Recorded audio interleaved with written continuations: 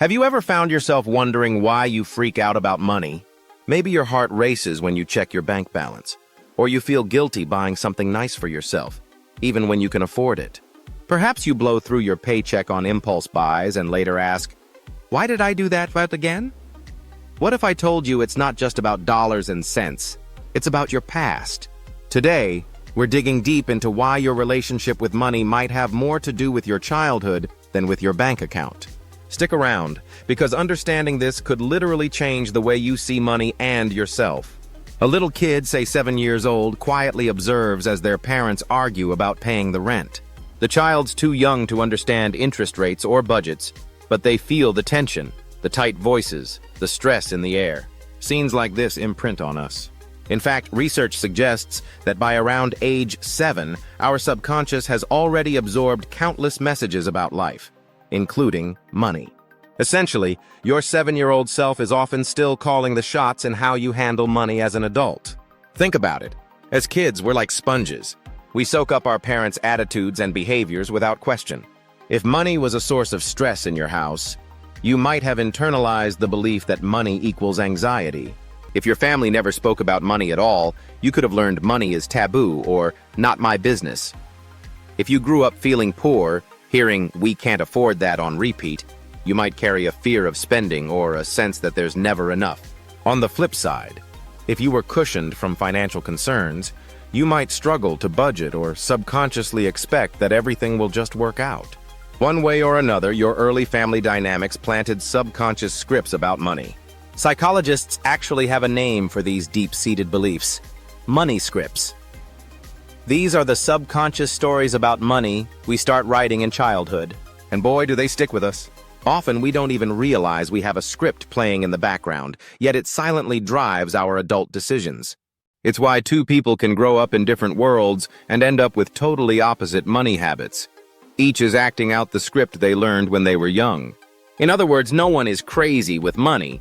We're all just following our own programming. And here's the kicker. It's usually not really about the money at all. It's about what money meant in your early life. Money might have symbolized security, freedom, love, or shame, depending on what you saw and felt.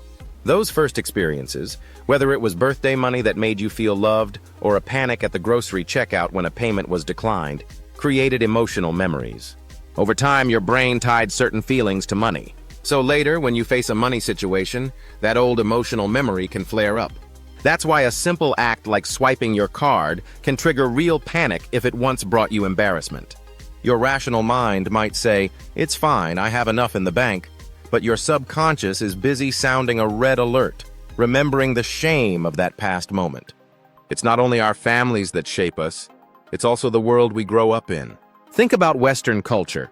We're bombarded with messages that more money equals more success, that owning the latest gadget or a flashy car is the key to happiness. From TV and movies to Instagram, we see a parade of lifestyles that seem normal, even expected. This social conditioning seeps into our subconscious too. For instance, ever heard the phrase "keeping up with the Joneses"? It's that subtle pressure to match your neighbor's or friend's lifestyle. A bigger TV, a nicer vacation, whatever. Growing up in a society where such comparisons are common can teach you that spending equals status. You might feel a weird shame for driving an old car or renting an apartment, even if it's perfectly fine. Social media cranks this up to 10. Seeing people constantly posting luxury dinners or epic trips can trigger a belief that you're failing if you're not doing the same. So you might overspend or go into debt just to feel normal by society's standards. On the other hand, if you were raised in a community or culture that said money is the root of all evil or glorified a simple life, you might feel guilty or conflicted when you start earning more. See how confusing this can get? Here are a few more common yet detrimental examples of money conditioning. Money equals love. Maybe your parents showed affection by giving you money or buying gifts instead of expressing it verbally or emotionally. As a child, you likely learn to associate material gifts with love and approval. That kind of upbringing can lead to the belief that money is the primary currency of affection, and that without it, you're not worthy of love or attention. As an adult, this belief might push you to equate your value with how much you give financially, whether it's covering someone's dinner, buying extravagant gifts, or lending money you can't afford to lose. You may do this not out of generosity, but from a subconscious fear that withholding money means withholding love. In relationships, you might feel taken for granted or emotionally exhausted, yet continue the cycle, hoping for validation. Over time, this pattern can drain your finances and still leave you emotionally unfulfilled because the core need, genuine emotional connection, isn't being met. In fact, the more you spend to be loved, the more invisible your real self becomes. It creates a loop where emotional needs are masked by financial gestures, keeping true intimacy just out of reach. Success means sacrifice. Perhaps your family emphasized that real success always comes with struggle, long hours, and self-denial. You might have grown up hearing phrases like, "Hard work is the only way to make it," or "If you're not exhausted, you're not doing enough." These messages can sound motivating, but they silently train you to associate achievement with constant exhaustion and even suffering. You may feel uncomfortable when things come easily, as if success without pain is undeserved. For example, even after getting a raise or reaching a major financial goal, you might immediately look for the next challenge instead of pausing to celebrate. You feel guilty booking vacations or buying something purely for enjoyment, believing that rest is indulgence rather than necessity. Over time, this belief traps you in a relentless cycle where you keep chasing more while feeling perpetually unfulfilled. It's a mindset that glorifies hustle, but quietly erodes your ability to enjoy life, causing deep burnout and emotional fatigue, even when you're outwardly successful. Debt as normal. If you grew up watching your parents juggle credit cards, car loans, and mortgages without much discussion about saving or budgeting, you may have accepted debt as just a way of life. It becomes part of the background noise, normal, unremarkable, even expected. As a result, you might believe that it's okay to always owe someone. That debt is simply how adult life works. You may feel no urgency to get out of it because you've never seen life without it. Without questioning it, you start relying on EMIs, personal loans, or credit cards even for everyday expenses. Groceries, gadgets, clothes, sometimes to keep up appearances or meet short-term desires. You make decisions based on convenience rather than sustainability, telling yourself, everyone does it. The problem is that each small decision quietly builds up a larger burden. Over time, this conditioning traps you in a cycle of repayment and minimum balances. You may feel stressed by monthly outflows, but stuck in a mindset where debt is too normal to challenge. This keeps you tethered to a paycheck-to-paycheck lifestyle, no matter how much you earn. The subconscious message is loud. Freedom isn't real. It's always delayed, always just out of reach. Wealth causes conflict. Maybe you saw money tear your family apart, siblings fighting over inheritance, or relatives cutting ties because of perceived financial injustice. That kind of experience doesn't just hurt in the moment. It sends a powerful subconscious message. Money creates rifts, not security. As a child, you might have internalized the belief that too much money brings tension, envy, or even betrayal. So as an adult, you unconsciously distance yourself from wealth to maintain harmony. You might avoid discussing your salary, downplay your achievements, or even feel embarrassed about financial success. You may decline promotions or job offers that elevate you above others in your circle simply to stay relatable. Or maybe you overcompensate by giving excessively, paying for group dinners, or hiding your wealth to avoid resentment. In doing so, you unknowingly limit your own growth.